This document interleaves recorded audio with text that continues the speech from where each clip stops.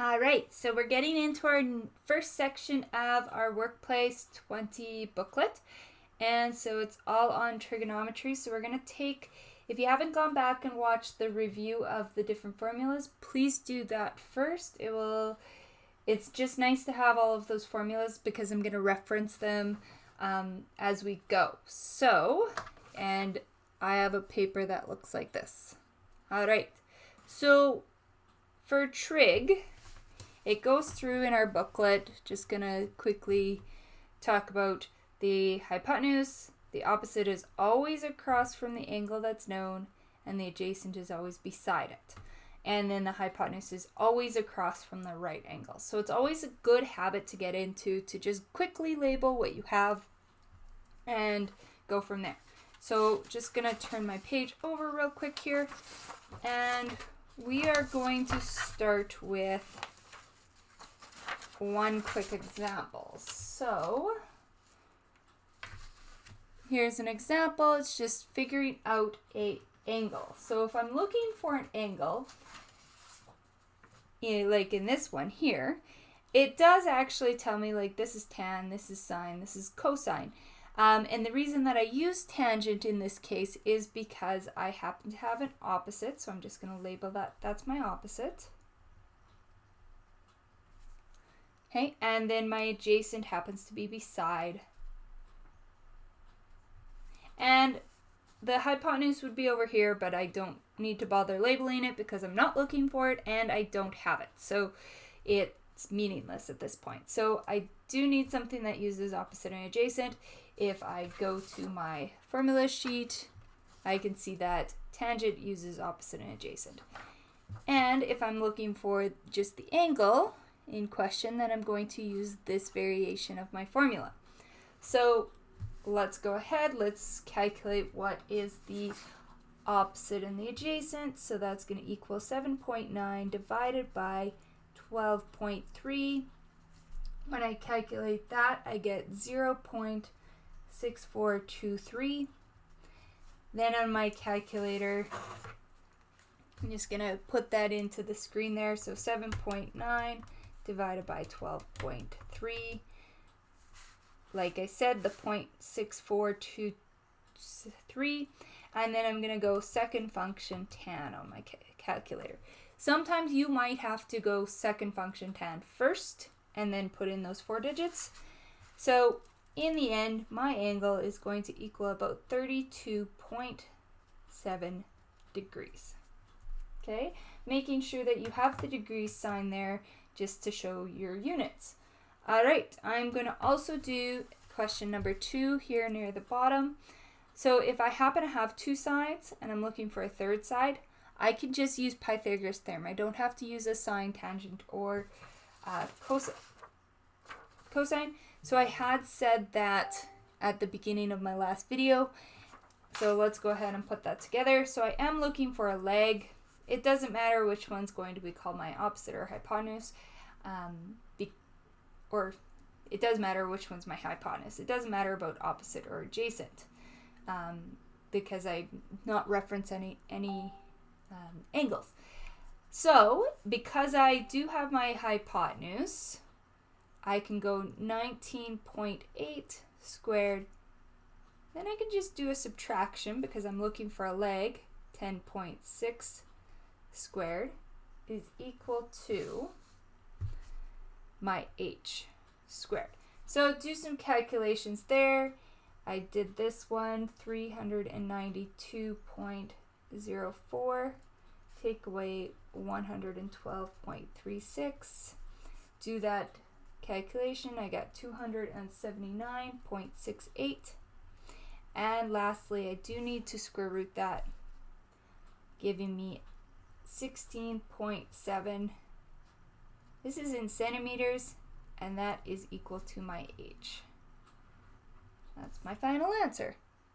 All right, we're going to move on to another example. So you start to see some of these examples that have numerous triangles in them, and that's what makes grade 11 a little bit harder than grade 10.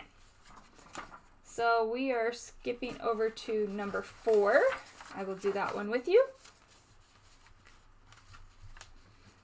So in this case, I've got two right triangles. I have this larger right triangle and I have a smaller right triangle that's within that one. So in this case, in order to find this angle, I need to know some other information. I do know one of the angles. I do know two sides. And we just have to think about what other piece of information would help me find this. So I think it would be helpful to find this angle over here. Because once I have two angles, it's very easy to calculate the third angle by going 180 subtract those two. So we're going to go ahead and find out this angle. So right now, I know that this is my opposite, and this is my adjacent to x. And because I'm looking for an angle, I am going to use one of these second functions. I chose tan because opposite and adjacent is used in tan. So opposite was 8 and adjacent was 11. So again, I'm just going to go 8 divided by 11 and I get 0.72727 and so on. And when I second function tan that value, I get 54 degrees. Okay, so then to get my angle that I need to find, I just need to go 180, take away the other two angles. One of them happens to be the 90-degree angle, which is here, and the 54-degree angle, and I get, oh, no, darn. Go back. I did not get 54 there.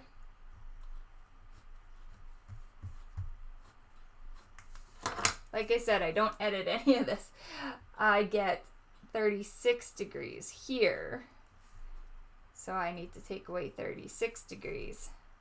And when I do all of that, then I get 54. I was looking at the wrong spot. All right. So we will move on a little bit.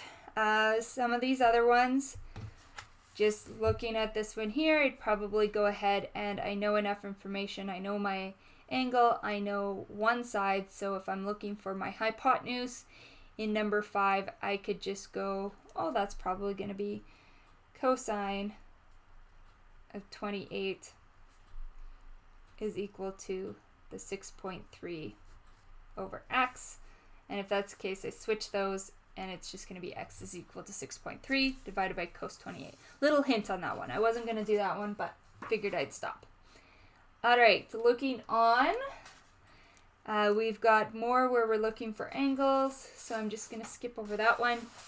We're going to go to number 7, which is page 206. So hopefully you're following along with these. You can stop, pause it, you can record what I have if you'd like, or you can just follow along and watch. So what I have here is going to be, I just drew a little diagram. So it does say that there is a woman standing on one side of a deep ravine. So I made the ravine, I just happen to make them both the same height, I guess. The angle of depression, so there is a little diagram here that says angle of depression is like this angle off the horizon from your line of sight, and angle of elevation is above the line of horizon from your line of sight. So I put that into my diagram, so that's my angle of elevation. One thing about, angle of depression. One thing about the angle of depression you can do here is you can either work with this triangle up above and make this line here 120 meters, which it is, and you're going to find your height, or you could also think alternate interior angles are equal to each other. So it doesn't matter. And then we can find our depth or how deep the ravine is. Okay, so I've drawn it out, and now I need to find D. So in this case, D happens to be opposite and the 120 happens to be your adjacent. So again, we're using tangent. I'm just going to put in tan of 52 degrees is equal to my opposite, which is D, divided by my adjacent. Now you can rearrange this like I did when I was doing these formulas. So we actually happen to be looking for the opposite, so I'm going to take my adjacent and multiply it by the tangent. So taking this 120 and bringing it out front. So D will equal 120 times tan of 52. Excuse me. And then I've got my tan of 52 times the 120. I do that calculation and I get 153.6 meters. So that is the depth. I could write a sentence, but I'm not going to. All right. Next one I wanted to talk about. So when you get things like this, just break them up. You've got lots of right triangles that you can work with. Okay? And they show that in this one as well. So lots of right triangles. This won't happen to be looking for perimeter, so you're gonna need to know all of the lengths going all the way around, and then you just add up all the lengths all the way around. That example is given to you, so I'm not gonna go through that one, but we are going to skip ahead to number 10 right here. And it says, Suyin is installing carpet in a den using the floor plan below. Calculate the area, so not perimeter, this one's an area question, in order of area of carpet Suyin will need to buy. So I see right away that I could separate this into a triangle and a square. These three sides are equal to each other, so this one would also be that length 8. Now to find area of triangles, that's just 1/2 base times height. Now I don't have my height, so I do need to find that. And the area of the square is just your side length times your side length, or you can consider it as side square. So that's easy enough. I'm just going to quickly do that. 8 times 8 is 64. Now this triangle, there's a little bit of calculation needed because I do need to find this height. Now that angle, the 131.6, was all of this. So I do know that I create right angles when I created that square, which if I go 131.6, take away 90, I would have 41.6 for an angle. So now I've got this triangle with an angle of 41.6, a side of 3 meters, and I'm trying to find my height. So if that's the case, I would use this as my opposite, this is my hypotenuse. So go to my trig functions, that tells me I'm using sine. My opposite is the h. My hypotenuse is 3. I can rearrange this. So if I'm looking for my opposite,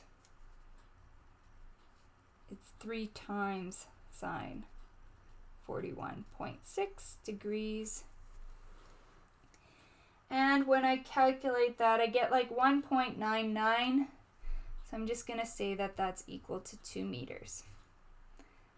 So now I can go back and I could put that into this area formula. 1/2 base is still 8 all the way across, times 2, 1/2, that's 16, half of 16 is 8. So now my total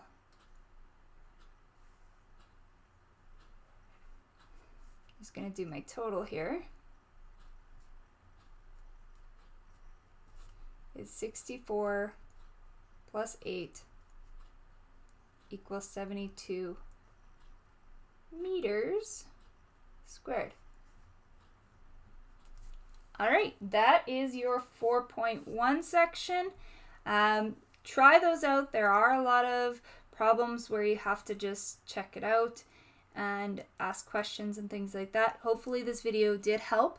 If you have any questions, reach out to me directly and I can give you a hand with that. Thank you.